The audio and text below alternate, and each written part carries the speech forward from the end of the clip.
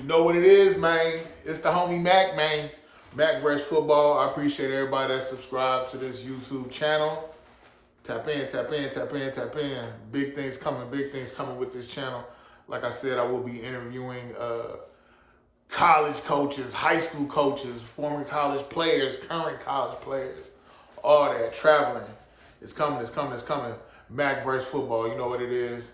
So I want to talk about Bryce Underwood. There's been a lot of rumors that he's leaving. There's been rumors that he's not happy at the University of Michigan.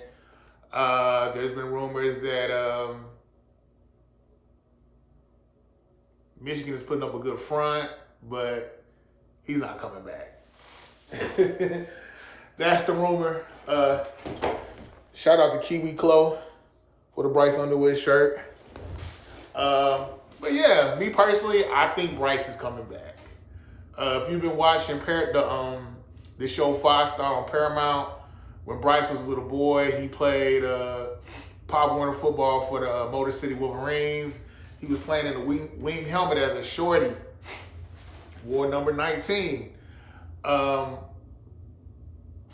what I gathered from watching the 5 Star show on Paramount, now mind you, 5 Star does not only follow Bryce, it also follows Decorian Moore, the kid at Oregon, that followed Devin Sanchez, the kid at Ohio State, and they follow a kid from Penn State. I can't remember his name, and I believe there's one more other guy. But yeah, just from watching the Paramount show 5 Star, I really think this is what Bryce's father said. You know, he felt slighted. He felt like Jim Harbaugh slighted his son. He didn't really feel like there was much of an effort put into his recruitment. Like, you have the number 1 high school prospect in the country that lives 20 minutes from your campus? 20 minutes from your campus, and you're not making an effort to recruit him? Like, what's really Gucci with that? It has been rumored that Harbaugh likes Southern quarterbacks, i.e. Joe Milton. McCarthy wasn't a Southern quarterback, but he did play at IMG down in Florida. Who else? It was just the for whatever reason, Bryce felt overlooked. That's the bottom line. And I think out of spite, he was like, man, well, bump that. I'm going to just go to LSU. Shoot. I'm going to just go to LSU. But we know Bryce flipped, got the money. Got the money. But despite the money, you can tell that Bryce was always a Michigan fan. There's even pictures of him when he was a shorty, maybe 10, 11 years old, taking pictures with Devin Gardner. You know what I'm saying? Like, he always had love for the Wolverines. I think, again, he just felt slighted. He didn't really feel like much effort was put into his recruitment. And I don't blame him. Like, you know, if you feel like they didn't make an effort and you're all world, you're the number 1 player in the country, not just at your position, the number 1 prospect, period. Yeah, I feel him on that. But we know he flipped from LSU to Michigan, got a huge bag. Now, what I'm understanding now is, and bear with me 1 second. Bryce Underwood does not have a buyout clause in his NIL deal with Michigan, which essentially means he could enter the transfer portal without penalty if he so chooses. Reports from On3.com and other sports outlets confirm the absence of a buyout clause in Bryce's contract.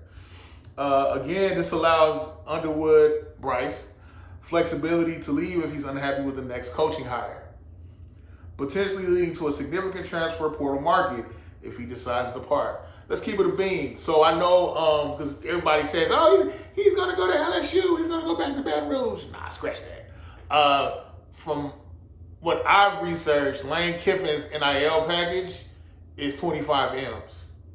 25 million. So Bryce is already getting 12 mil at Michigan right now. So from my understanding, unless they just want to spend the majority of their NIL on him, him being Bryce, I don't think they're going to try to make that move to get Bryce. I know Tyrann Mathieu, aka the Honey Badger, had made a tweet saying, "Oh, you can always come back. We'll welcome you with open arms." Nah. Again, Bryce is where he wants to be. I really feel it. I feel like him and Andrew Marsh, have formed a bond. What else? And even on that show 5 Star on Paramount, Bryce even said it, like, I want to be the hometown hero. You're not going to be a hometown hero out of state. And by hometown hero, meaning like I'm grassroots, I'm from here, I built something here, and I won here. That's hometown hero. Again, I just think for whatever reason, Harbaugh just wasn't very aggressive in his pursuit of Bryce, and Bryce felt some kind of way. I don't even think that's ego. I think that's a legitimate gripe. So yeah, I really think, despite it all, despite everything that went down with Sharon, even the play calling with Chip Lindsey, despite it all, and I'm not saying Chip Lindsey's a bad OC. I don't think he's a bad offensive coordinator. But, between Sharon, sometimes I felt like Sharon, I don't know how much rain he let, Chip Lindsey have in making the play calling. I don't know. Sometimes I felt like they put a leash on Bryce. They didn't really just let him out. But despite all that, let me read you his numbers. He had a 61% completion rate, which is good. He completed 61% of his passes. What else?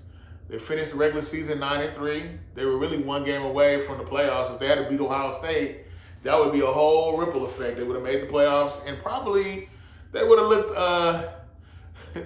the malfeasant behavior from Sharon Moore, the sordid decisions he made. I think they would have overlooked it if he had to beat Ohio State and made it to the playoffs. That's just me. I'm just saying. But yeah, he threw for over 2,000. Bryce threw for over 2,229 yards, 9 touchdowns, 6 interceptions. He had a pass efficiency rating of 131.7. Ran for 323 yards. Had 5 rushing touchdowns and 5 yards per carry. It's not bad for a true freshman. I mean, mind you, Bryce turned 18 in August. So technically, Bryce, by age, should be a senior in high school. But we know Bryce is a very precocious young man, maturity above his years. I am excited. I still am hopeful. I believe that he will get a chip as well as a Heisman before he leaves Ann Arbor. I know that's very aspirational for me to say, but it's high praise. But I think Bryce is going to leave his mark in the lore of Michigan football, in the annals of Michigan football history. What else do I want to say? I don't want to keep y'all too much longer. Just from hearing Cal Whittingham talk, the new coach that's coming in, I heard he's bringing in his offensive coordinator, Jason Beck, who has done well with grooming quarterbacks, coaching quarterbacks up. Again, Bryce's ceiling is really high. Cal Whittingham said it himself. He talked with Bryce, met up with him, said that, Bryce has that it factor. And then he also said he's going to do things to cater the offense around Bryce's skill set. Yeah, Travis Johnson is coming in as a receiver next year. Who else? Jalen Powell is coming in as a receiver next year. I hate that Brady Marchese flipped on us to Auburn, but hey, it is what it is, man. And even, Bryce tweeted, he made an Instagram post saying he was excited about Cal Whittingham coming. I know some people thought it was cap. But I don't think old Bryce is going anywhere, y'all. I think he's staying in Ann Arbor. Again, I think he will win a national championship in Michigan before it's all said and done, and he will win a Heisman. hey, you can come back and revisit you can come back and revisit this, but I feel very hopeful about that. But yeah, signing out. Mac vs. Football. Like, share, comment, subscribe. Subscribe to Mac vs. Football. You know what it is. I'm out. Hail to the victors.